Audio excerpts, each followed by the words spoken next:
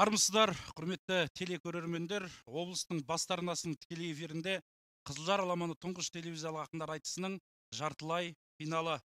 Екі айналымнан сүрінбей өткен қос ақынмен таныс болыңыздар. Есіл ауданының намысын қорғап келіп отырған Абзал Жұмабек, Абзал ар жағында отыр. Оның қарсыласы Қызылжар ауданының намысын қорғайтын Нұрислам Әбділ бер жағында отыр. Ақындардың өнеріне баға беретін қазылар алқасымен таныс болыңыздар. Қазақ айтыс өнерінің алдаспаны айтыскер ақын Ринат Зайтов. Қош келдіңіз аға.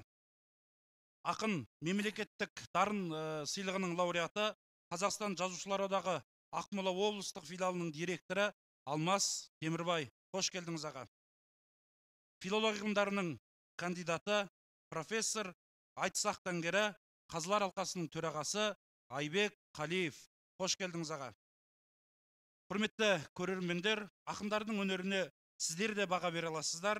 Экранда көрсетілген 8708 657 88 26 нөміріне бір санын SMS арқылы жолдасаңыздар Нұрислам Әбділге, екі санын жолдасаңыздар Абзал Жұмабекке дауыс бересіздер.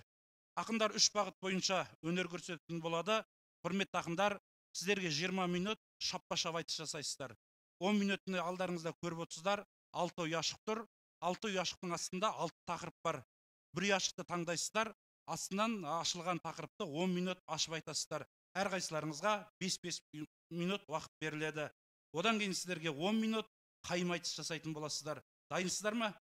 Дайын болсаңыздар сәттілік. Айтысты бастаймыз. Ақындарға жанкөр болыңыздар. Дауыс беріңіздер.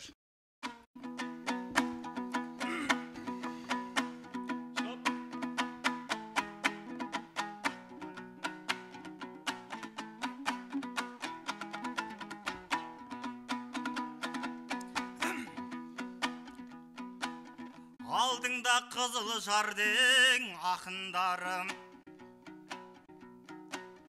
кеп отыр жырдаңғымыз татырғалым. Осы елдің қазақтарын разымын, ұлт десе тұратұғын атылғалым. Сендегі қайсарлықты сөз етейік, демеңдер ақындар түк қатырмадым.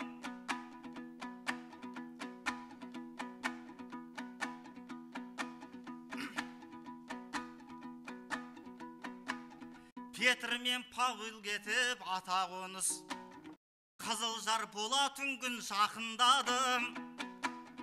Осы күнді жақындатқан сендерсіңдер, осы елдің батыр қызы Хасылдарым.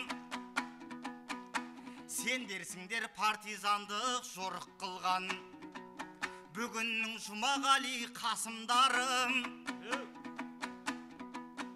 Өздеріңе разы ата бабам, рухты Мағжан сынды асылдарым. Қарусыз бұл майдан ең сапындағы, армысың Қызылжардың батырлары бай.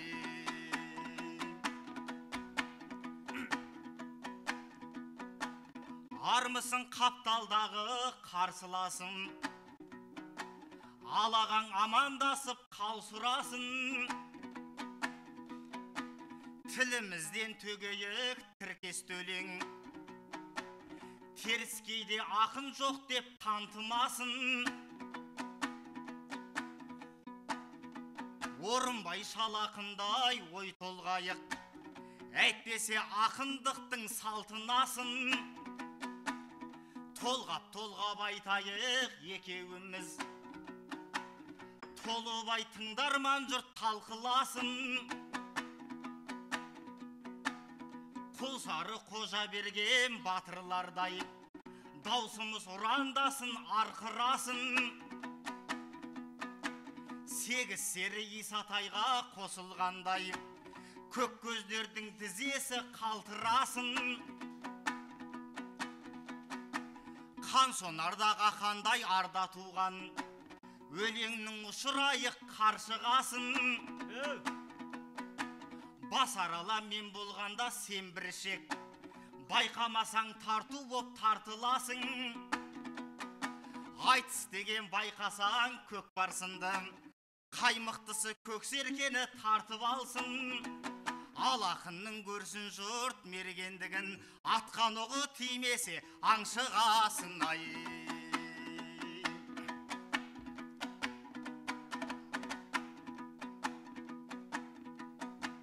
Абзал сен шалындаған жас жігітсің, талабың тау қопарып тас төгітсің. Елемеуге болмайды мына сені, себебі көз шығарар жас шыбықсың. Білем сені студент кезіңнен ақ, бүгінде аламанға бәстігіпсің. Мектептен соң ақан сері колледжінен әкеліп құжатыңды тапсырыпсың. Режиссер мамандығын таңдасаңда, асабы боп той қуып бас мүжіпсің. Күректей алсаңдағы дипломды күнелтпей кәсібіңе қас қылыпсың. Себебін түсін алмай жүрміз соның, өзің айт жұртқа сырын тапсын ұқсын. Біз сені режиссер болар десек, асабаның дипломын апшық епсің ай.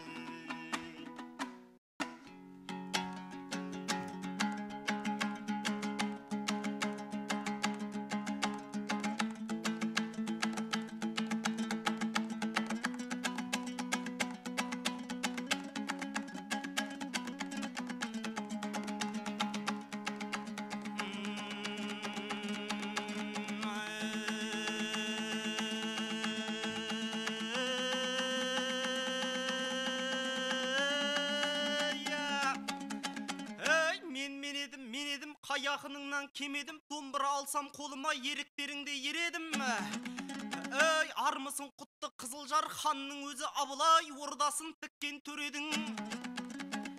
Жырлайын Бұхар бабамдай, тұрмайын тойда таңырқап келіп тұр десең не дегің? Есіл елімді жырласам, есілем зікі байыптар, есілдеп жазған өлеңін.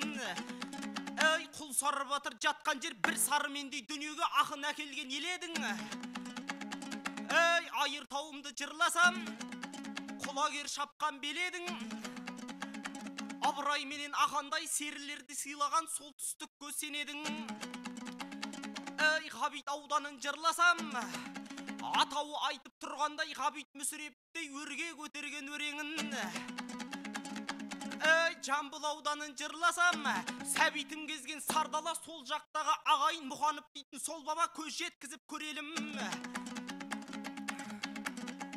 Ей, Ақжарым менен Қызыл ту, Сәкен серідей кешегі көзін көрген ет көненің. Шалақын ауданын жырласам, шалақын шалқып үн қатқан Ахмет Нұртазиндарға жұмақтай жайлы жередің. Ей, Булайымды жырласам, Маңғаз Мағжанның мекені Сарытомардың етегі сол бабам сенген кешегі жастарға біздей сенелім. Ей, құрсағын құтты Қызылжар, сені бір қалай сөгемін. Ей, шекара жақта шалғайда орыстан қорған сенедің. Ей, шетте жатсаң да өзіңі шешендер сыйға тартыпты, шырайын елдің кіргізіп құдайым дейтін шеберім ай.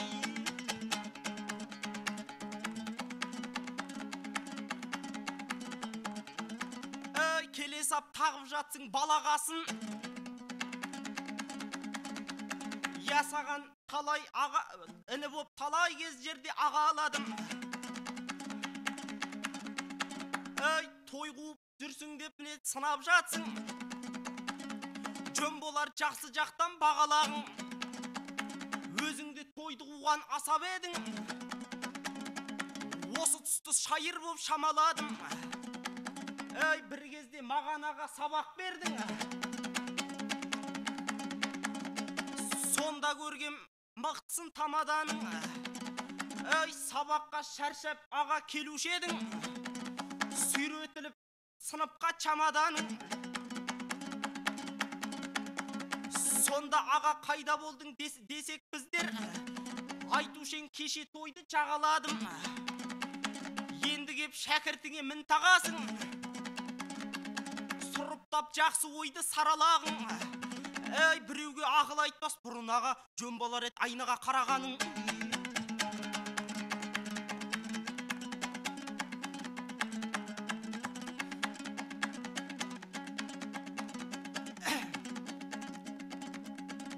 Сөйлейсің төредей жыр төгіп көрген.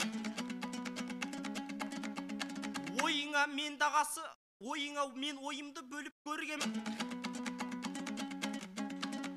Қызылжардың қайсарлығын жырлайым дейсің. Не файда бар желпініп желіккеннен. Өтіріктің өлеңін өрбітпеңіз. Мен болмайын сөзіңе сеніп көрген. Сен көкшелік жігітең осы күні жөн болмас ессіздікке ерік берген. Ал жеңгем Қызылжардың қыз емес пе? Осылай бұл айтысқа көрік берген. Жеңгем себеп екен ғой осы тұста. Десек сізді бұл елге неғіп келген. Елді қалай жырлайсың бұзау құсап, сен болсаң еліне ерік келген.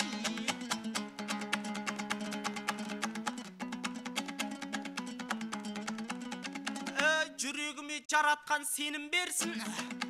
Ұстаз бен шәкірт жыры төгілгесін. Қалайсың колледждағы мұғалімім? Осыған көрерменім көңіл бөлсін. Ағайын бұл айтыста айтарым бар, шәкірттен ұстаз бүгін жеңілмесін. Керсінше ұстаз өзі тілек тілеп, айтыста шәкіртіне жолым берсін. Бірақ жол бер деп те жалынбаймын. Шабыт деген тұлпарым шегінбесін. Айтыс деген майдан ақындардың көнеміз тағдыр солай берілгесін. Бірімізді біріміз аямайық, қызыл тілден қызыл шоқ төгілгесін. Жас бала деп менсінбей отырсың ау, кереген ертеменен керілгесін. Арыстан қорқынышты емес саған, алыстан мысық болып көрінгесін. Күшік асырап итеттім деген абай, ол шындық жасырайын оның несін. Кеше сүйек мүжіген сары күшік, енді бүгін өзіңді кемірмесін.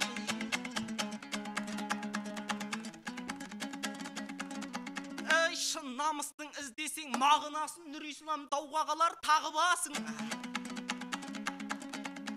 Мамандығың театр сыншысы еді, ол өнерді сынайсың танығасын. Сыншы деген сынаудың төресі ғой, шындық үшін тұратын арбасын. Бірақ сенің сыншылығың шамалы ғой, аузыңдағы ақиқат арғасын. Мұхановтың театрын көрсең қазір қапаланып қаймығып қамығасың. Айдалада шетінеп шетте жатыр, ақсақалдай сүйреген кәрі басын. Есесіне Погодин театры жалтырап тұр уызға жарығасын. Орыстығы орталықта тұрған кезде қазақтығы қайда деп жабығасың. Сыншы болсаң осыны неге айтпайсың? Бұқардың оты саған дарығасын. Бірақ сен сарайдың ақынысың, тек қана басшылыққа жағынасың. Бүгінгі сыншылардың сиқосындай, қатырғысы келмейді бәрі басын. Тыныш отсаң жамбасың, креслода айтып қалсаң ақшаңнан қағыласың. Мұқалмай қаражатың жүріп жатса, Мұқанов театрың нағыласың. Шіркін-ай, бабаларым қандай еді, бетін айтсын, танысын, танымасын. Абылайдың өзіне сынын айтқан, осындайда Бұхарды сағынасың.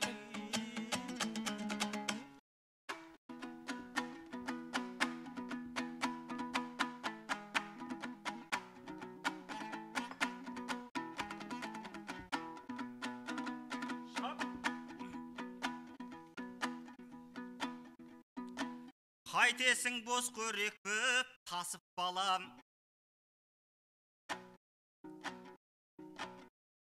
Несібе Құдай берер нәсіп қанам.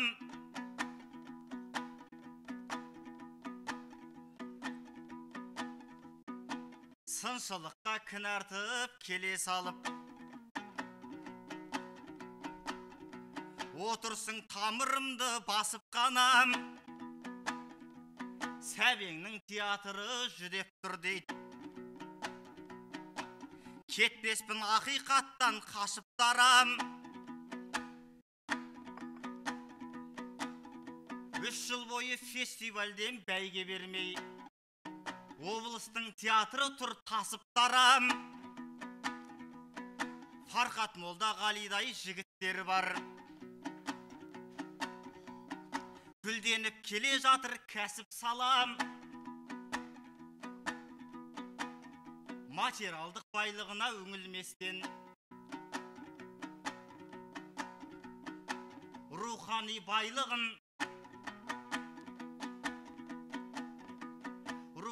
байлығын бұл рас ұқпадым. Құмар ақсақалыптай әкіміміз, жатыр ғой бір шашуды шашып қанам. Шет жақта үлкен театр салып жатыр. Қайтесің бос қорек көп тасып бала, наурызда кіреміз деп жоспарлап тұр. Сол күнді елмен күткің асықпада, соншалықты көрмейтін болсаң інім, бақырайған көзіңді ашып қарабайын. Туылған болмасам да тура бейің,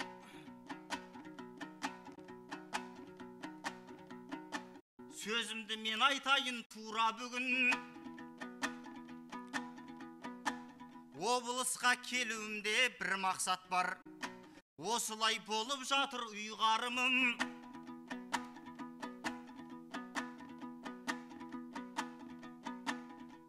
Мен Әшірбек Сығайдан оқыған ем, сондықтан бұл саланың білғадырын, облысықта жетпейді бұл мамандық. Оны және кетейін шырлап інім, кіл журналистер отыр театрда. Өзіңе белгісіз бе бұл жағыным, режиссер мамандығын оқысаңдан, өнердің білмей жүрсің бір қадірін. Асабаға айырбастап дипломды, отырсың міне жерде сулап інім. Ағаңды итеремін деп отқанда, өзің түсіп кетпеші суға бүгін. Театр жайлы қазір сен сұрасаң, бұрқырап есілсе екен шуда жырым. Фарқаттар кетіп жатыр театрдан, сол кезге тап келіппін тура бүгін. Режиссерсіз қап жатыр ол театр, сенің келер сәтін ғой тура бүгін. Ал сен болсаң театрға жоламастан, тойда жүрсің жапырақта бет тура бінім. Бір сөзбен жауыр болған тақырып бұл, ақиқатқа қарай біл тура бүгін. Материалдық байлыққа да сәрі боп тұр, рухани байлық беріп тұрған үйім ай.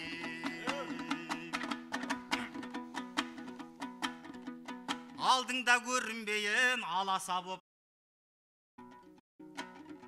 ақылды болсаң сізбен санасар ек. Өзім міне асыраған бұл күшігім, отыр ғой балағыма таласа кеп. Осы сөзді айтардың сен алдында, Абайдың суретіне қарасаң ек. Немене ол сөзде қандай мақтан бар ау, сөздің сен төркініне баласаң ет.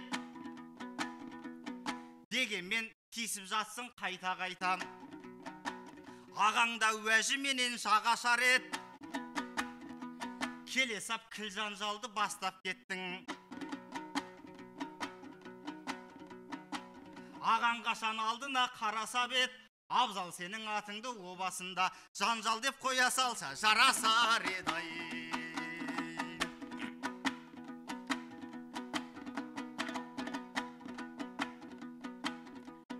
Ай мүйіз шықпайды ғой ерегестен, інімсің жыр керуенге ере көшкен. Бірінші соқпақтайды, түйгіштейді дейді қазақ. Әуелі қорыққан адам төбелестен.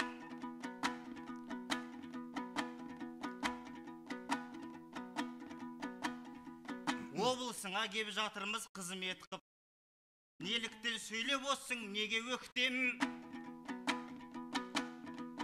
Онсыз да орыс қаптап жатқан жергем.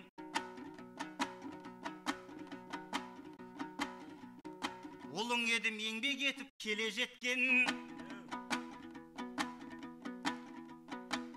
Әпкеңді мен ап келдім осы жаққа.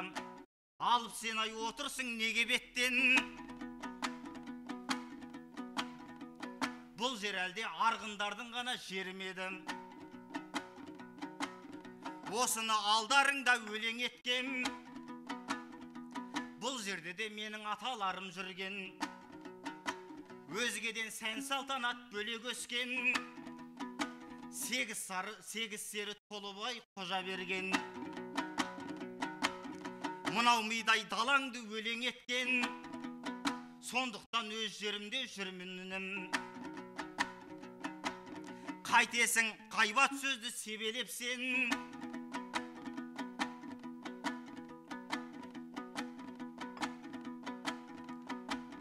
Сондықтан кеп жатырмын енді далаға. Енді бір жауап берем сен балаға. Бәрің тесіп жатырсыңдар айтысайын. Қарамай ниетіме ен жағама. Ойбай күйеу баласың жездесің деп айта бермей тыңдағың бері қарадам. Атымтай жомарт ағам ол да керей. Керейлердің қадірін сен бағалам. Жершілдік туысшылдыққа бөлінбесең, жарауға дайынмын ғой мен дағаңа. Әлде түгел теріскей беткейінде сен танитын бір керей мен ғана мабай. Қысқа қайырамыз ақындар.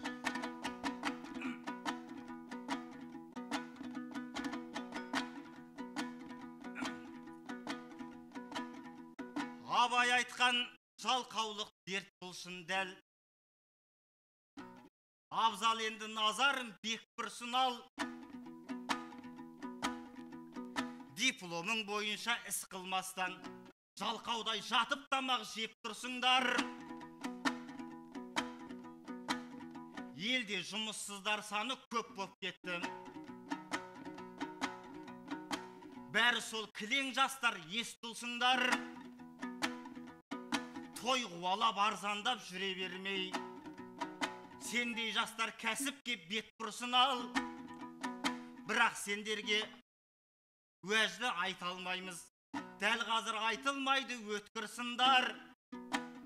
Үйде жат үйден шықпа дегеннен соң 42.500 бер деп тұрсыңдар. Карантин режимінің арқасында заңға бағынған азамат боп тұрсыңдар ай.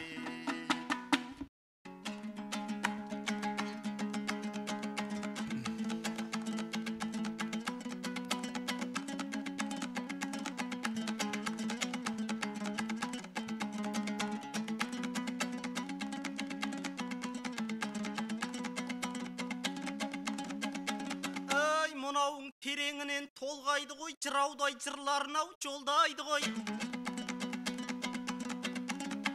Абзал емес атыңды жанжал деп сен қой дейсің бе бұдан бақ, демеймін бұдан бақ, бақыт орнайды ғой.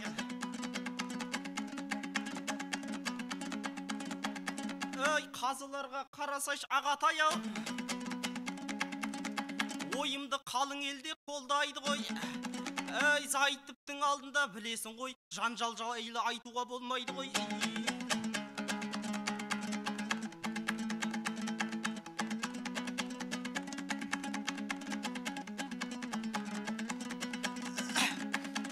Шабысы бөлек екен қарымыңның, соғысын дәл таптың ғой тамырымның. Жұмыссыз жүрсің деп аға сөге берме, сен саспа жанар бағым әлі бір күн. Сен алдымен өзіңе қарасаңшы, сәулесінді қанша өшірдің жарығыңның. Бір емес 3 театрда жұмыс істедің, ортасына сыя алмай қауымыңның. Табаныңды тоздырып жүрсең дағы бәшайына күлесін бауырыңның. Ал менде жұмысым бар, ол ақындық, арқалаған алаштың ауыр жүгін.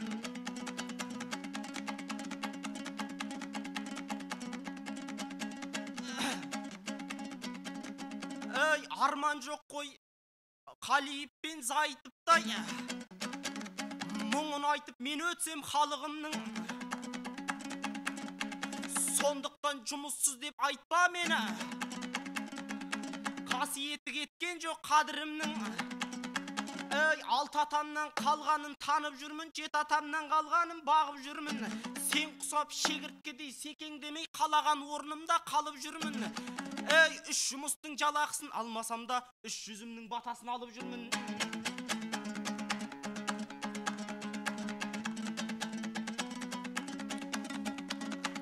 Ұл елге жеткізейік ұғым бөлек, тікен тілім талайыз тілім деп еді.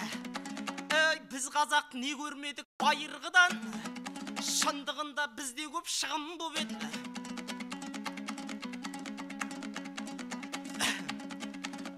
Аз қазақ аштықты да бастан өткерді, болашақ балалар соны білу керек. Өткен күн ұқсайды сәбит өміріне, жалғанда арқалаған жүгім бөлек. 7 жастан жетім қап сәбит бабам, алталаштай аштықта күнін көреді. Телміріп терезеге жаутан қағып, жұрттардың жәрдеміне жүгін көреді. Бізді де орыстарға бодан қылған 5 күн мұна жалғанға жыным келеді. Осыны көзбен көріп айталмаспын, қос тағдыр бір-біріне қырың келеді. Тағдырдың тауқыметін көрсе дағы қос тағдырға құдайым нұрын төгеді. Сәбитке құнды болған қара сөздей қазаққа тәуелсіздік құның бөлек. Ендігі қазақ болу үшін жанымызға мейірім жылу керек. Абайсызда бастанбақ ұшпау үшін ұлы абайда енді өмір сүру керек. 4 құбылам тем болсын десең қазақ, 4 түм абай жолымен жүру керек. Зерек көп зерепадан тәлім алған, ұлы абайдай балаларыңа білім керек. Әр қазақ Құнанбайдай мешіт салып, жүрекке исламдай дінім керек. Абайды әлем танып жатқан кезде, алталашты дәл солай білу керек. 5 күн мұна жалғанда бабам айтқан 5 дұшпаны шеңберінен шығу керек. Алланың өзі де рас, сөзі де рас дегендей абай сөзін ұғу керек. Құнанбай құлынындай құлшылық қып, сәждеге маңдай тиіп тұру керек. Абзал уақыт шамдаймыз.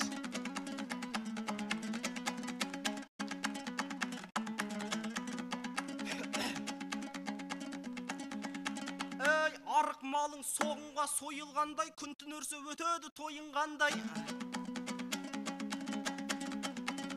Мен қазіргі қоғамға қапалымын, жоғарыға соғайын сойылды оңбай. Басшылардың бағытын баяндасам, кеуде керет ісінен қайыр бардай. Аңқау елді алдаумен келе жатыр, төрелер өтіріктен тайынғанбай. Маска киген актердің бәрі солар, әр түрлі өсетіғын қайыңдардай. Күн сайын әкімшілік театрда ел көрмес спектакль қойылғандай. Мысалға Қосановың алғашында көрінген ет ел десе уайымдардай.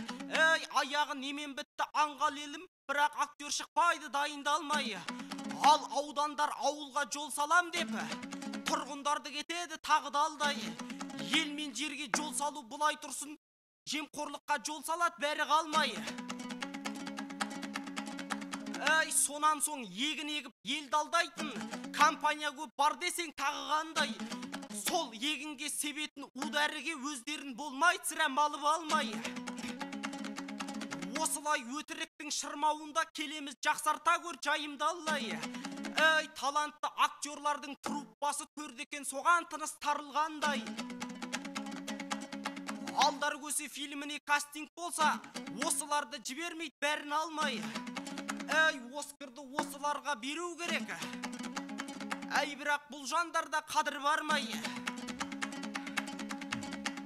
Саясат міне сондай бір театр, шындыққа қоймады ғой шоғырланбай. Ал қарсылас берейін кезегіңді, ойларымыз қалмасын орындалмай. Әй, театрды сынайтын сыншы емеспен, жаңағы актерларға ойын қандай. Әй, мойныңнан бас кетсе де сынашы бір, шындығым кетпеу үшін мойындалмай. Рахмет, ақындар, сіздерге берілген 20 минут, сіздер 30 минут айтыстыңыздар, ренжістеріңіз жоқ шығар. Енді бізге келіп жеткен ақпар бойынша, құрметті көрермендердің беріп атқан дауысын айта кетейін. Нұрислам Әбділде Қызылжар ауданының ақында 116 адам дауыс беріпті, Абзалға 113 адам SMS арқылы дауыс берген екен. Дауыс беруді әрмен қарта жалғастырыңыздар. Бізде әлі 20 минут уақытымыз бар. Ал Нұрислам, Абзал, міне жерде көріп тұрсыздар, арнайы ұя шықты. Біреуін таңдаңыздар. Қайсын таңдайсыздар, Абзал? Бірінші ұяшық ашылсын. Той тойлайтын емес, ой ойлайтын уақыт. Бұл сөзді кім айтқанын білетін шығарсыздар өздеріңіз. Президентіміздің айтқан сөзі, осы тақырыпта ашып тұрып айтыңыздар, екеудеріңізге 5-5 минут уақыттан. Дауыс беріңіздер, құрметті көрермендер.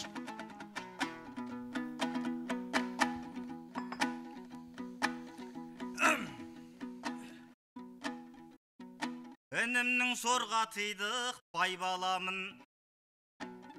оған мен соқпайыншы қайра жаным.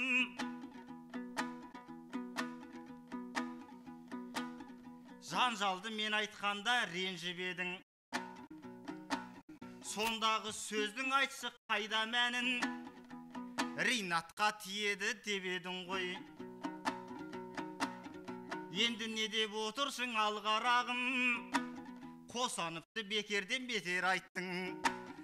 Ринаттың ренішіне қалма жаным, себебі халықпенен білесің ғой, Ринатты да қоса алдағанын ай.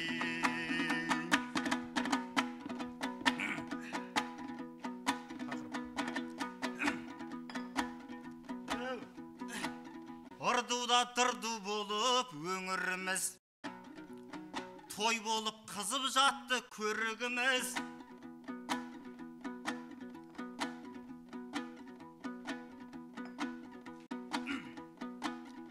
Той жайында айтайық ал ендешем, тыңдарман құрметті жұрт жөн ұғыңыз.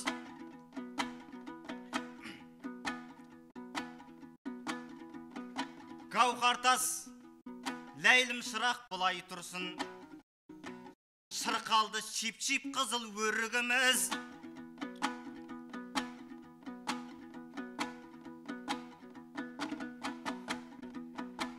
Қыздарға жанай өткен көк шолақ нем, лимузин хамер болды көлігіміз. Аста төк ысыраптық тоясынан, жеткізбей кеттік тіпті бөріні біз. Бір күндік тойың үшін мейлі, қарызға белшеңізден көміліңіз.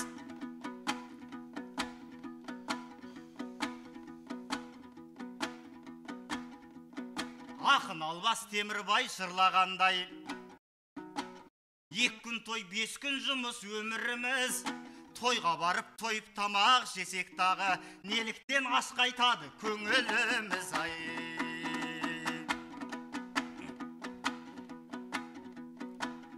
Бабаларым шатырлап қала салмай, керсінше сөз қалдырған санасардай. Қазаққа қай кезде де жол сілтейтін, жан бармайтшы абайдай қарашалдай, абайсынды қарашалдай. Біз өзбекті сарт саудагер деп өсектеушек, олармен қалдық тіпті талас алмай. 34 миллион бопты халық саны, 2 есе көп біз отырмыз жағаш алмай. Авто өнер кәсібі де жанданып тұр, бізде бар ма айтшы інім шама сондай. Абай айтқан бес асылыс қандай еді? Кетейін өлең сөзді жаңа сарнайын. Талап еңбек терең ой, қанағатпен рақымды білген жан, білген ұлттың бағасардайым. Талап деп жүргеніміз тоймас онда, еңбегін елге қылған тамашаңдайым. Терең ой дегеніміз ділмәрсіған, тілекпен тостан қалды әр асалмайым. Қанағат дегеніміз білектей қып, күректей қолмен тойда маясардайым. Рақым дегеніміз рахмет есту, тойда қылмақтап кетер тарасардайым.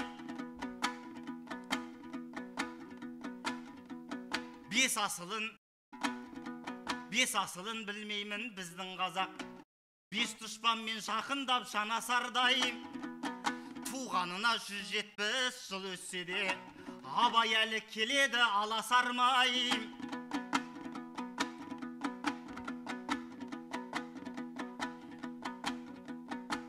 Тәуелсіздік алғалы біздің қазақ, тойдан ғана келеді қара салмай. Кезектесіп. Өзіңмен өткіздім ғой ой жарысын, сен дағы білер жансың той барысын. Ал енді той жөнінде ойыңды айтшым, сөзіңнің ұсына біл қордалысын.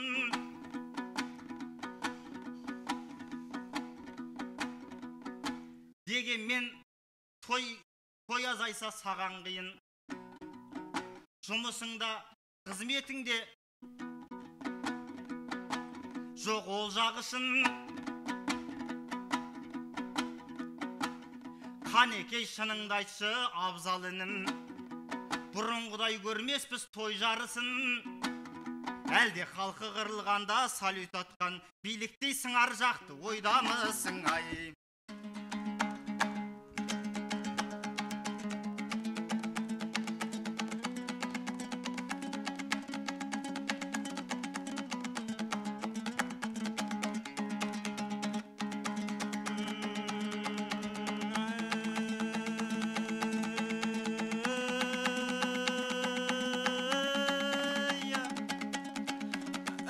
Тақылдап тоқтамаймыз тіл өлмесең, жөн болмас көрерменге жыр өрмесем. Тақырып тойды қойып ойғу дейді, алыптармен тең өмір сүрем десең. Жұманың 7 күнін той қылатын, қателесіп айтпаймын бұл ел десем. Бірақ Шығайбайдай сараң бол ел, жөн болар жиын тойды жүген десең. Аллада ысырапшыл болма дейді, тарылмассың табысты үнем десең. Шынында тойды қойып ой қуайық, ешкім сөкпе шығынды шідерлесең. Тоймен жүрсек технология дамымайды, қандай пайда алтыннан құм десең. Мысалға Қытайдан ап шикізатты не пайда бар еліңде мың десең. Кеніңді шетелдіктер өңдеп жатыр, жеріңде болмайды бір күн жүрем десең. Біздерде Toyota емес Тұлпар дейтін маркалы машина жоқ мінем десең. Басқа елдер қызығатын бір завод жоқ, өйткені білім жетпейді білем десең. Сондықтан болашаққа білім керек, егерде тура жолды түген десең. Шетелден әлде қайда шарықтаймыз, білім қуып биікке шын өрлесең. Бет ашар құдалықты азайт қазақ, бетің ашық әлемде жүрем десең. 30 күн ойын 40 күн тойды доғар, 30 ел қатарына кірем десең.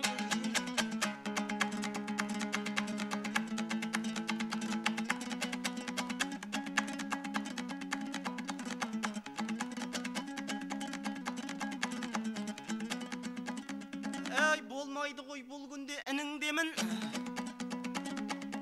Демеймін, сенен аға қорқып дірілдедім. Өзбектер көбеюде деп айттың ғой. Осылай шындық шоғын шын үрледің. Негізі өзбектерің пысық келеді. Жақсы ғой сол бір жаққа үңілгенің. Еркектері барлығы бізде жүрген кезде қалай көбейіп жатқанын түсінбедім.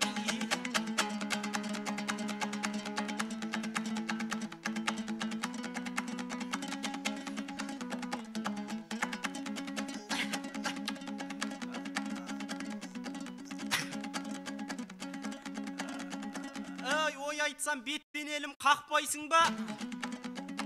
Ойыма өз ойыңды шақтайсың ба? Елбасы айтқан еліме жастар керек. Ой қуар соған қадам нақтайсың ба?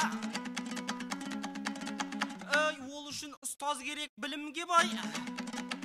Шәкіртті жетелейтін баптайшынға. Сол жолға Нұрислам ағам лайық. Байзаңды енді солай саптайсың ба? Кезінде маған ұстаз болмап бедің.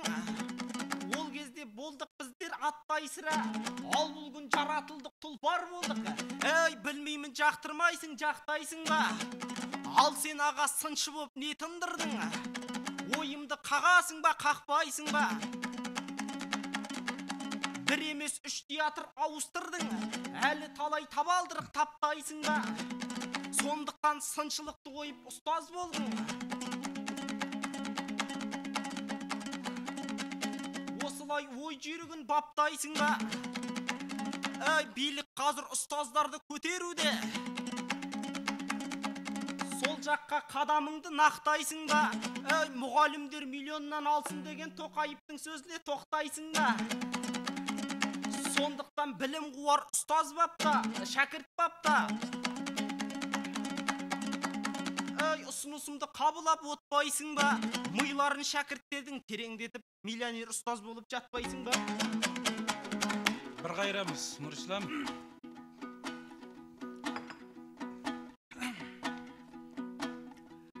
Айналайын абзалау тайраңдамам. Ішімнен тынып отыр қайранғанам. Мен саған оның рас дәріс бергем. Бірақ сен келмепсің ғой байламға да. Ақынды есті деуші ед біздің қазақ. Сондықтан сөздер күнін ойланбала. Сөз ұғар сенің өзің, сөз ұқпасаң, халыққа не үйретем қайдан ғана бай.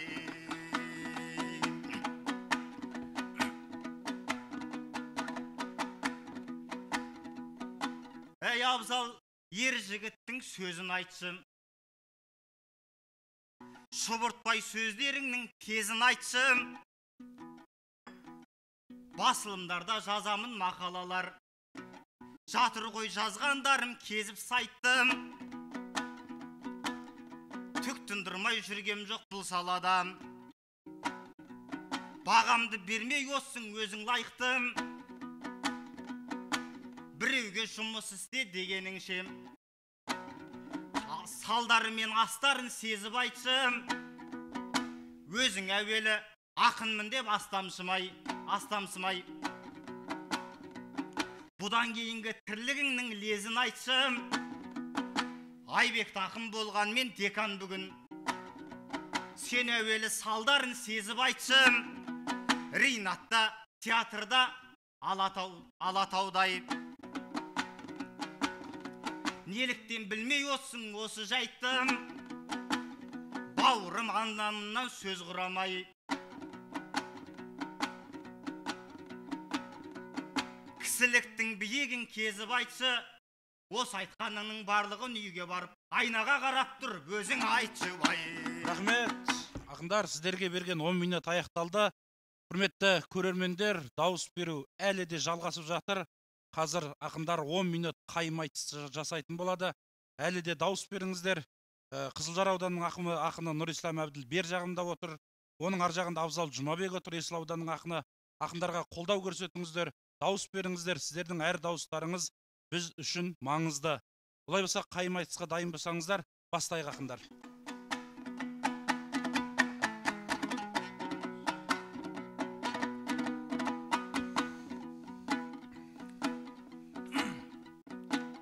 Індеттен қалды елім уайымдасып, біз айтайық осы бір жайындашып, қазақта бәдік деген дәстүр бар еді. Бәдік айтып көрейік қайымдасып ай.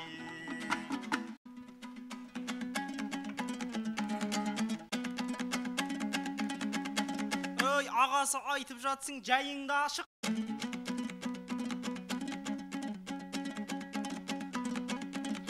Көрейік дейсің бенді қайымдасып. Ой, Нұрислам, ағам қазір көп сүрініп, мына жерден кетпеңдер, бәрін қашып.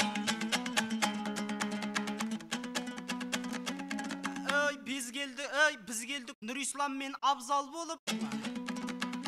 Тіліміз қайралсыншы қанжар болып. Ой, қайымды абыроймен аяқтайық, айты соңы бітпесін жанжал болып.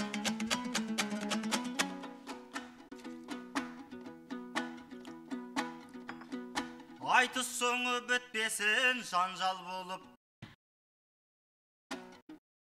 Эфирде елім отыр алдан көріп.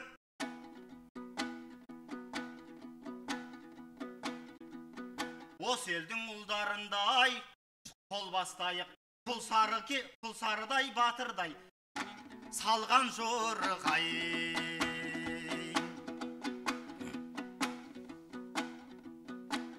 Бәдік бұл індет елден кетсін.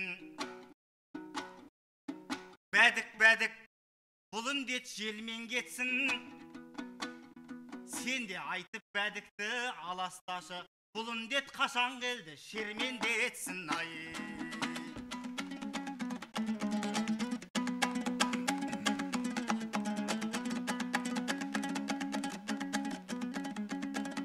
Шынында бұл індет желмен кетсін. Бұл індет шындығында түрден кетсін.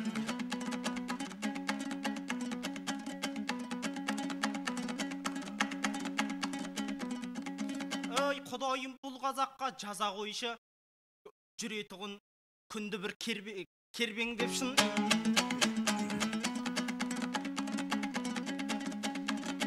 Ағамау сабыр сақтап кел ақылға.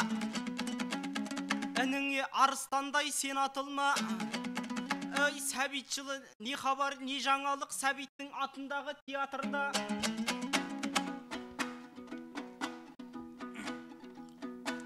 Сәбиттің атындағы театрда. Отпусық болып жатыр ясында. Барлығы жатыр бүгін демалыста. Сен соны келіп бедің сұрасуға.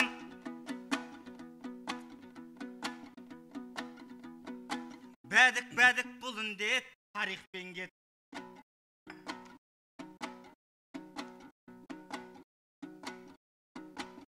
Тұр бізге бұл айтысты дәріптеу боп. Бәдік бұл індет, өткен күнгі атылған Елордадағы салютпен кет ай.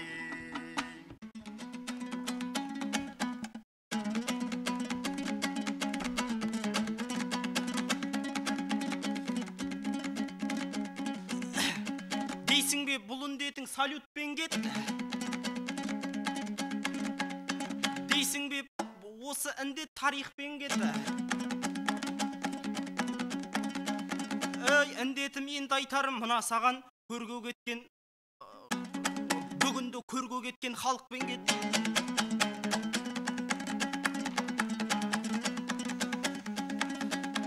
Алла берген ұлың бар Мұқағали, шапаныңды үстіңе мұқала ки.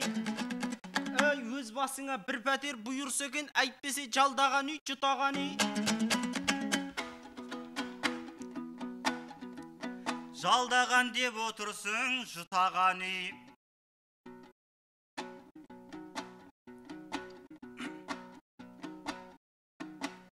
өзіңе шапаныңды мұқала ки. Ол күннен де біз дағы өтеміз ғой, жалпы пәтерсіз өтеді Мұқағали ай. Бауырым ерік бердің ән жырыма, зер салдың бүгін күннің тағдырына. Ежелден Мұқағалидың білесің ғой, жүдеп жадап өтеді барлығы давай.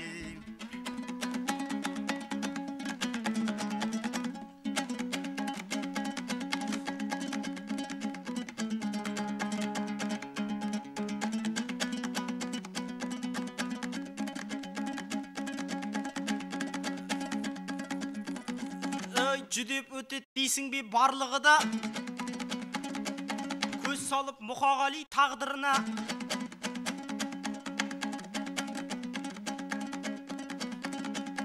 Қайдағы жоқ дүниені айтпай отырш, қинап жібердіңіз ғой жанды мына.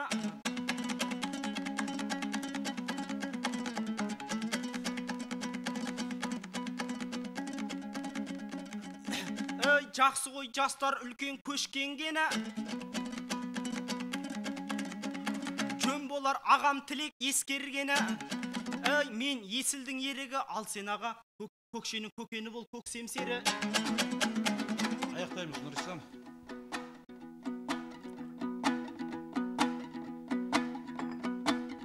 Көкем бол деп отырсың көкшемдегі, сенінің ізімсің ғой өкшемдегі. Мұқағалидай баламыз тұлға болып, Мақатайыптай болса екен өскендегі бай. Рахмет. Рахмет. Ал ақындар осымен 50 минуттай уақыт айтыстыңыздар. Енді ақындардың өнеріне баға беретін әділ қазылар алқасына кезек беремін. Алмасаға айтыс көңіліңізден шықты ма? Жалпы әділ қазылар алқасының дауысы бір дауыс, көрерменнің дауысы бір дауыс болады. Егер де ақынға бір-бірден дауыс берілетін болса, төрағаның дауысы шешуші болып есептеледі. Құрметті көрермендер, дауыс беру әлі бізде жалғасып жатыр. Сондықтан дауыс беруді тоқтатпаңыздар. Алмасаға сөз кезегі өзіңізде, өз ойыңызды айтсаңыз, дауысыңызды кімге бересіз жалпы? Бүгінгі жастардың айтысы ұнап отыр. Енді бұлар да түбінде сахнадан өз орнын ала алатын болашақ үлкен жас ақындар. Енді өзім шын айтсам, даусымды кімге берерімді білмей отырмын. Қазір ойланайын, кешірек айтармын. Жоқ, ойлану жоқ, бірден айтуыңыз керек. Бізде тікелей эфир көріп отырсыз ғой. Нұрисламға бердім. Алмас Темірбай өз дауысын Нұрисламға береді. Нұрисламда бір дауыс. Ринат аға, айтыс көңіліңізден шықты ма? Ассалаумағалейкум. Айтыс өте жақсы көңілімнен шықты. Енді екі жас бауырым әлі бұйыртса, Алла қаласа, осы Қызылжардың байрағын көтеріп, республикалық талай айтыстарға келетініне кәміл сенеміз. Құдайға шүкір. Адамдарың сәтті болсын. Айтыс өте жақсы болды. Әрине, жас болғаннан кейін бәрімізде де ондай болған. Бүгінгі айтыста болды кемшіліктері. Нұрислам Абзал қанша сыйлық жасады саған, қанша ой жауаппен өлтіріп жіберетіндей ойлар тастады, сен өзің ұстамадың көп жерінде. Сосын Қайым жағы кішкене ақсайды екен екеуің деді. Қайым 4 жолдың ішінде ой аяқталу керек. Ой ұйқастыра салу ғана емес, соған ой сию керек 4 жол. Соны кішкене тарту керек Қайымды. Енді былайша айтқанда фактімен айтатын болсақ, бірінші, екінші кезек Абзал өте жақсы өзінің ыңғайына бұрып отырды айтысты. Қайымда енді екеуі де кішкене қиналып қалды. Егер сол жерде Қайымда Нұрислам бас жібергенде, айтыстың енді мен дауыс беруім басқаша болатын еді. Менің өзім жеке пікірім, бұл жерде Абзал 2-1 алдыда тұрды. 3 бөлімді есептегенде, 2 бөлімінде Абзал отыр деп ойлаймын. Сондықтан дауысыңызды Абзалға бересіз. Ринат өз дауысын Абзалға береді. Төраға, Айбек аға, не дейсіз? Айтыс өте ұнады. Өте қуанып отырмын екі бауырымның бүгінгі өнерлеріне. Содан кейін шынайылық бар екеуінде. Келісіп алған айтыстар көрініп тұрады өзі. да екеуі де өзінше дайындалған, жақсы жауаптасып айтысып отыр. Енді сәл-пәл бір кезекте Нұрислам созыңқырап алса, екінші кезекте мысалы Абзал созыңқырап алып отырды. Сосын Абзалда шамалы ана бірінші бөлімде мысалы тиісті ғой, сен менің кезінде ұстазым едің деген әңгімені екінші бөлімде тағы қайталап жіберді. Анау театрдан театрға көшіп жүрсің деген әңгімелер қайталанды біраз. Ал енді қайым айтысқа келген кезінде енді біраз екеуі де бөгеліңкіреді. Бірақ Нұрислам жақсы бір бастама бастап еді. Анау қайым мен қазақтың бәдік айтысын екеуін қосарластырып, енді қазіргі ең басты тақырып осы елімізге келіп жатқан ауыр індет бар еді ғой.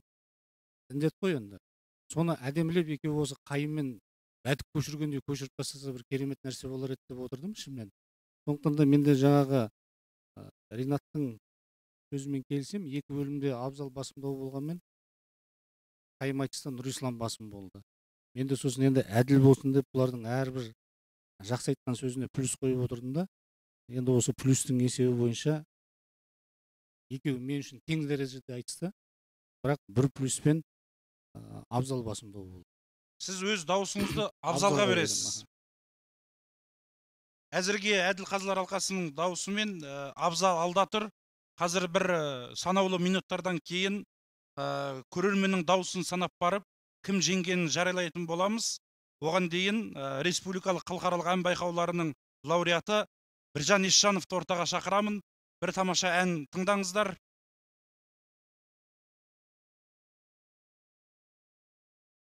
Армысыздар. Әзірге тыңдайтын әндеріңіз Ақан Сері бабамыздың Сырымбет деген бір тамаша әні. Қабыл алыңыздар.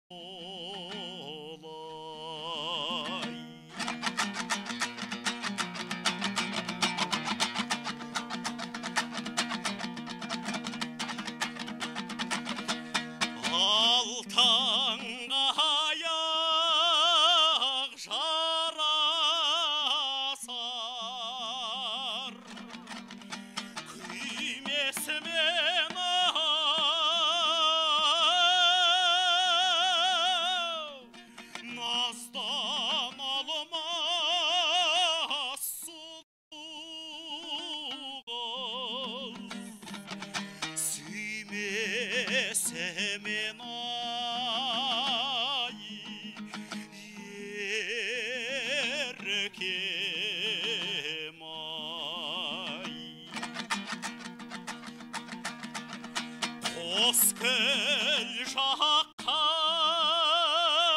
танысай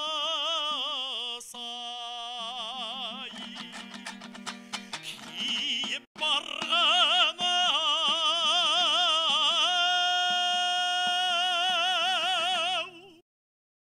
бешпетіңдай беріп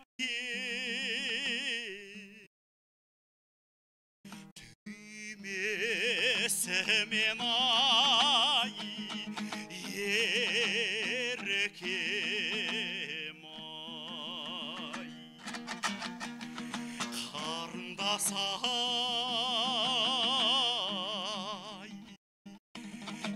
енді сен болай.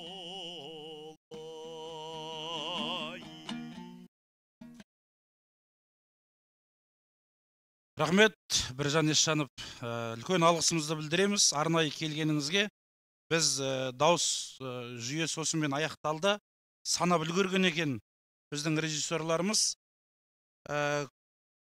Көрермендердің дауысы да Әзіл Қазылар Алқасының берген бағасымен ұқсас. Екеуінің ортасында 2 ақ сан айырмасымен Нұрислам Әбділге 331 адам дауыс беріпті. Ал Абзал бауырымызға 335 адам дауыс беріпті. Сонымен бүгінгі жартылай финалдың жеңімпазы Әділ Қазылар Алқасының 1 дауысына және көрермендердің 1 дауысына ие болған, 2 дауысқа ие болған Абзал Жұмабек суперфиналға жолдама алды. Есіл ауданының ақыны құтты болсын, құрметті есілдіктер. Құрметті телекөрермендер, Қызылдар аламаны келесі жұма күні тағы да жалғасын табатын болады. Тікелей эфирде айтысты көріңіздер, ақындарға дауыс беріңіздер. Осы айтысымызға арнайы келген Айбек Қалиф ағама, Ринат Зайтов ағама, Алмас Темірбай ағаларыма елдің атынан және ұйымдастырушылардың атынан үлкен алғысымды білдіремін. Осы Қызылжар аламаны телевизиялық тұңғыш ақындар айтысына қолдау білдіріп, демеушілік жасап, ақындарға барлық жағдайды жасап беріп отырған мәдениет басқармасының басшысына және осы бізге экран арқылы ақындардың танылуына, тікелей эфирдің барлығын беріп отырған осы телевизия ұжымына, басшылығына үлкен алғысымды білдіремін. Келесі айтыста жолыққанша аман сау болыңыздар, бастарыңыз аман, бауырларыңыз бүтін болсын.